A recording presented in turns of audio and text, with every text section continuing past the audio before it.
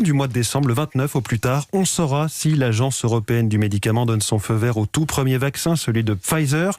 Comme celui de Moderna, il utilise ce que l'on appelle l'ARN messager. On fait justement le point ce matin sur toutes les questions qui reviennent souvent à ce sujet. Et c'est avec vous, Anne Le Gall, bonjour. Bonjour. Spécialiste santé d'Europe 1. D'abord, est-ce qu'on a assez de recul sur ces vaccins ? Alors déjà, conceptuellement, les vaccins à ARN messager ne présentent pas plus de risques que les autres. La Haute Autorité de Santé rappelle que d'abord, aucun risque que la partie génétique du vaccin ne s'intègre au génome humain. Ensuite, avantage, ces vaccins ne demandent pas l'utilisation d'adjuvants pour être efficaces, donc c'est même plus simple. Alors c'est vrai qu'on a moins de recul sur cette technologie, mais ce n'est pas parce que c'est nouveau que c'est mal toléré, rappellent les experts.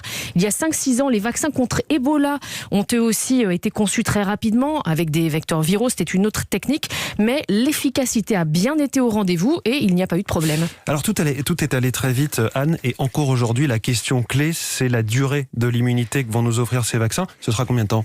Alors la difficulté aujourd'hui, c'est qu'on a seulement le recul des essais cliniques et des toutes premières injections qui remontent à la fin du printemps.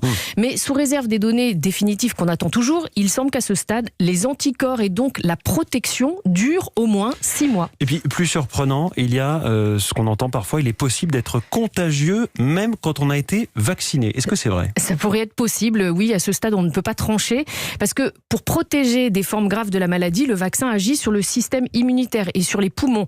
Donc ça, a priori, d'après les essais, on sait que ça fonctionne. Mais pour pouvoir en plus protéger contre les contaminations, le vaccin doit aussi être capable de faire disparaître le virus de la bouche et du nez, parce que c'est par là qu'on le transmet. Et là-dessus, nous manquons de données. Donc même si on se dit que la vaccination va stopper a priori les cas graves et les décès, pour l'instant, on n'est pas encore sûr qu'elle stoppera aussi les contaminations.